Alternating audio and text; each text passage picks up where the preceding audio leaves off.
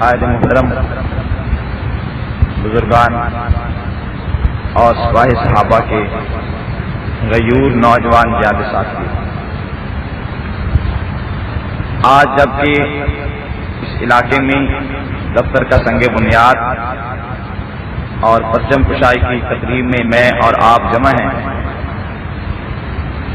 علاقے کے کچھ حصے کے لوگ میں سمجھتا ہوں کہ سپاہی صحابہ کے پروگرام سے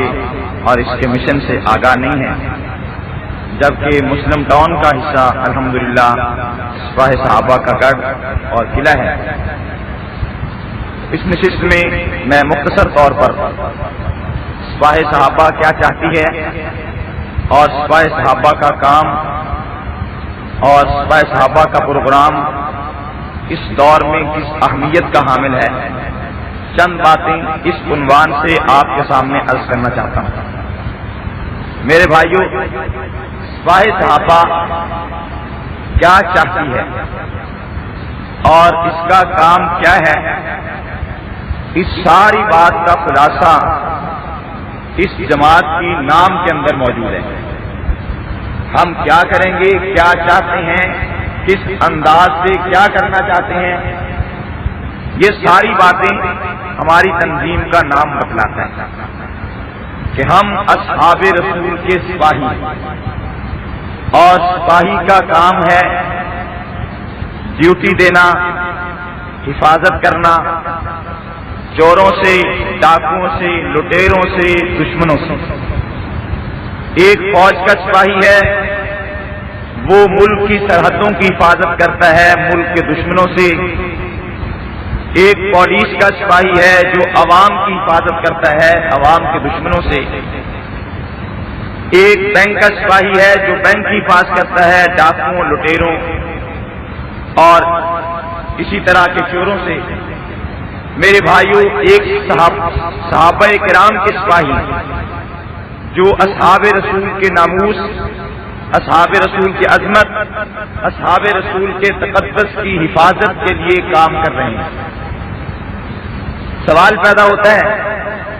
کہ بینک کو تو واقعی خطرہ لاحق تھا، اس میں دولت تھی، رقم تھی،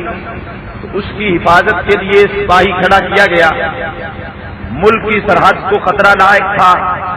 اس کی سرحدوں کی حفاظت کے لیے فوج بنائی گئی۔ عوام کی حفاظت کے لیے ضروری تھا تو عوام کی حفاظت کے لیے پولیس بنائی گئی۔ صحابہ کرام کی تقدس اور عظمت کو، صحابہ کرام کی شرافت کو کون سا خطرہ لاحق تھا جس کی وجہ سے یہ جماعت یعنی سپاہی ان کے لیے بھرتی کیے گئے؟ تو میرے بھائیوں، یہ وہ عنوان ہے جو عام طور پر عام آدمی کے ذہن میں آتا ہے، صحابہ کے سپاہی کیا کریں گے؟ تو ہم سب سے پہلے یہ بات ہمارے ذہن میں رہنی چاہیے کہ ہم بحیثیت اصحاب رسول کے ایک سپاہی ہونے کے اپنے کام کو پہچانیں اور اپنی کام کی نوعیت کو جانیں۔ اگر کوئی ہم سے سوال کر لے کہ آپ کرنا کیا چاہتے ہیں تو ہم اس کو جواب بھی دے سکتے ہیں کہ ہم کیا کرنا چاہتے ہیں۔ میرے بھائیوں، ہم اصحاب رسول کے ناموس کا تحفظ چاہتے ہیں، ہم اصحاب رسول کی مدح کو پوری دنیا میں عام کرنا چاہتے ہیں۔ ہم سمجھتے ہیں اصحاب رسول وہ مقدس جماعت ہے، اگر ان کی تقدس و شرافت کو پوری دنیا سے منوایا نہ جائے اور خدا نہ خواستہ اصحاب رسول کے اوپر سے دنیا کا اعتماد اگر ختم ہو جائے تو پھر اسلام کا کچھ بھی باقی نہیں رہتا۔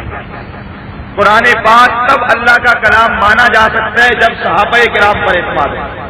توحید باری تب ہی تسلیم کی جا سکتی ہے جب صحابہ کرام پر اعتماد ہو۔ گویا کہ پورا دین، توحید و رسالت،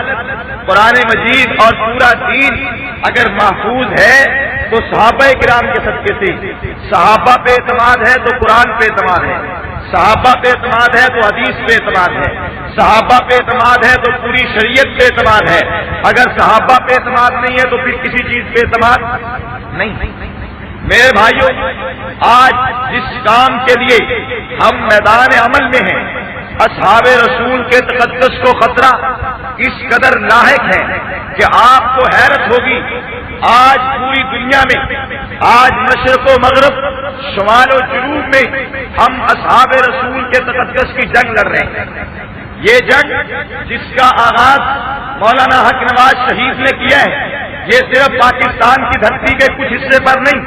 یہ صرف ایک صوبے یا چاروں صوبے میں نہیں، یہ صرف ایشیا میں نہیں، بر صغیر میں نہیں، اصحاب رسول کے تقدس کی جنگ ہم نے پوری دنیا میں لڑنا ہے. کیوں کہ اصحاب رسول کا دشمن پوری دنیا میں ذرائع ابلاغ کے ذریعے سے، ریڈیو، ٹی وی، اخبار کے ذریعے سے پیغمبر اسلام کے صحابہ کی عظمت کو داغدار کر رہا ہے. اصحاب رسول کی عظمت پہ پے در پے حملے کر رہا ہے، اصحاب رسول کے ایمان پہ ڈاکہ ڈال رہا ہے. آج پوری دنیا میں ریڈیو، ٹی وی، اخبار کے ذریعے سے خمینی کو اسلام کا ہیرو، اسلام کا لیڈر، اسلامی انقلاب کا نمبردار قرار دیا جا رہا ہے. میرے بھائیوں، اگر خمینی کو اسلام کا لیڈر مان لیا جائے تو خمینی کی کتب کو پڑھ کے پیغمبر کی جماعت کو کافر ماننا پڑتا ہے. خمینی اپنی کتب میں اصحاب رسول کے بارے میں واضح طور پر اعلان کرتے کہ یہ جتنے لوگ تھے یہ سارے کے سارے دولت، حکومت اور ریاست کی تمام ایمان لائے تھے. کسی ایک کے دل میں بھی ایمان نہیں تھا، بلکہ اس نے تو واضح طور پر پیغمبر اسلام کے ان جانشاروں کو جنہیں ہم صدیق و فاروق و عثمان و معاویہ کے نام سے یاد کرتے ہیں، نام لے لے کر ان حضرات پہ کفر کے فتوے لگائے. میرے بھائیوں،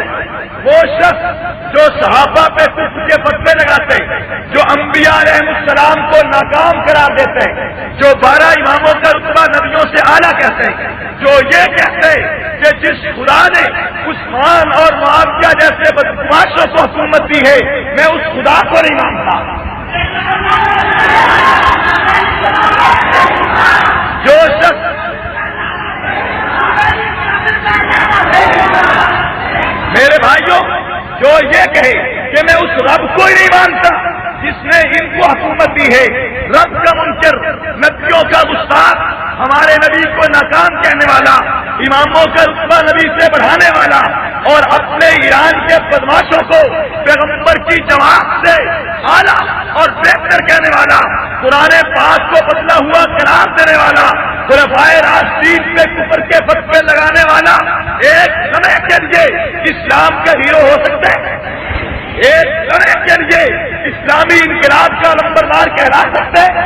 لیکن میرے بھائیوں، آج پوری دنیا میں اس خمینی کو ریڈیو، ٹی وی، اخبار کے ذریعے سے اسلام کا ہیرو کہا جا رہا ہے یا نہیں کہا جا رہا؟ تو کیا مطلب ہوا کہ ایک ایسے کافر کو، ایک ایسے مرتد کو، ایک ایسے دجال کو جو اپنے کفر و انقلاب اور زندگی کے اعتبار سے ابو جہل سے بڑا کافر ہے، عتبہ شیبہ سے بڑا کافر ہے، آج پوری دنیا نے اسے مومن کہا جا رہا ہے. میرے بھائیوں، اگر خمینی کو مومن قرار دے دیا جائے، اگر دنیا کے لوگ خمینی کو اسلام کا ہیرو مان لیں، اگر خمینی اسلام کا ہیرو ہے تو صحابہ کو کیا ماننا پڑے گا؟ کافر. نعوذ باللہ. اگر خمینی مسلمان بنے گا تو اس کی کتب کی روشنی میں صحابہ کافر قرار پائیں گے. پوری دنیا میں خمینی کو مومن قرار دینے کی جتنی کوشش ہو رہی ہے، اسے سمجھو کہ حقیقت میں وہ صحابہ کرام کے کفر کے اعلان کی کوشش اور یہ کوشش کیا صرف پاکستان میں ہو رہی ہے؟ یہ کوشش پوری دنیا میں ہو رہی ہے. جہاں خمینی کو اسلام کا ہیرو قرار دلوانے کی کوشش کی جا رہی ہے، جان لیجیے کہ وہاں پیغمبر کی جماعت کو کافر قرار دلوانے کی کوشش. تو یہ کوشش تو پوری دنیا میں، یہ کوشش تو پوری دنیا میں. تو پھر ہمیں اس تجربے، اس فریب اور اس ابتداء، اس زندگی کے خلاف جنگ بھی پوری دنیا میں لڑنی ہے. صرف یہاں نہیں. آج لوگ کہتے ہیں یہ کیا بات، آپ تو بڑے سخت نعرے لگاتے ہیں، آپ تو بڑی سختی اور تشدد کا انداز اختیار کرتے ہیں، لیکن مجھے سمجھ نہیں آتی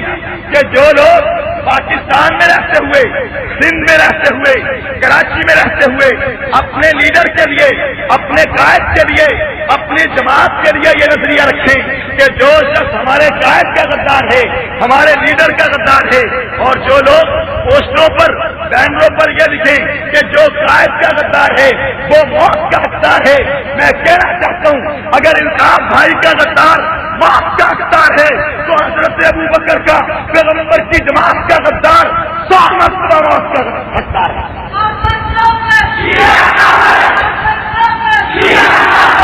میرے بھائیو، ہمارے لیے دن بدن آسانیاں ہوتی چلی جا رہی ہیں۔ کیوں کہ ہمارے جو نوجوان جب ہم انہیں سمجھتے ہیں، دیکھو تم اپنے لیڈر کے لیے، تم اپنے قائد کے لیے، تم اپنے سیاسی رہنما کے لیے اتنے غیرت مند ہو تو تمہیں صحابہ کے لیے اس سے 1000 گنا زیادہ غیرت کا مظاہرہ کرنا ہوگا۔ میرے بھائیو، اگر میں اپنے باپ کے لیے غیرت مند نہ بنوں،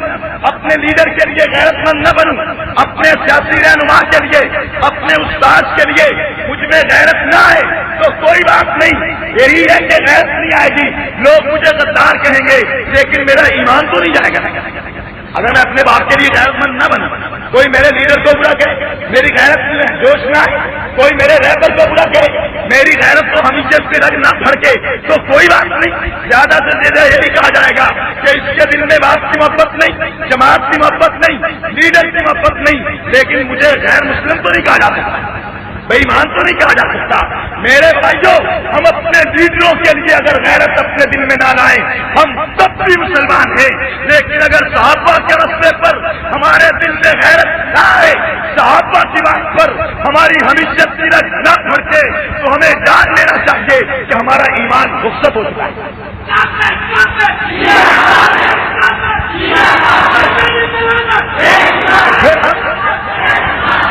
تو ہم یہ اصحاب رسول کے ناموس کی جنگ لڑ رہے ہیں، یہ جنگ ہمیں لڑنی چاہیے نہیں لڑنی چاہیے؟ یہ جنگ لڑنا ہمارے ایمان کا تقاضا ہے، ہمارے ایمان کا حصہ ہے، ہمارے دین کا مطالبہ ہے، ہمارا مذہب اس بات کا مطالبہ کرتا ہے کہ تم اٹھو، پیغمبر کے صحابہ کے ناموس کی جنگ کرو، یہ تمہارے ایمان کا مسئلہ ہے۔ اگر تم ایسا نہیں کرو گے تمہاری آواز خاموش ہو جائے گی۔ آج خمینی کو کفر و دجل کے خلاف کوئی آواز اگر نہ اٹھے تو میرے بھائیوں، چند سالوں کے بعد آنے والی نسلیں خمینی کو اسلام کا ہیرو مانے گی اور اس کے لٹریچر کا مطالعہ کر کے صحابہ کو مانے گی۔ اس لیے صحابہ کے کام کی حیثیت اور اہمیت کو سمجھو کہ صرف پاکستان میں ایک دور نہیں، 350 کتب اور ہر کتاب کم از کم 1000 چھپتی ہے۔ اس حساب سے پاکستان میں صحابہ کرام کو بدنام کرنے کے لیے، صحابہ کرام کو پر تہمت لگا کر، الزام لگا کر، ان کے ایمان پہ حملہ کر کے معاذ اللہ صحابہ کرام کو بے ایمان ثابت کرنے کے لیے پاکستان میں 3.5 لاکھ کتاب شائع ہو چکی ہے۔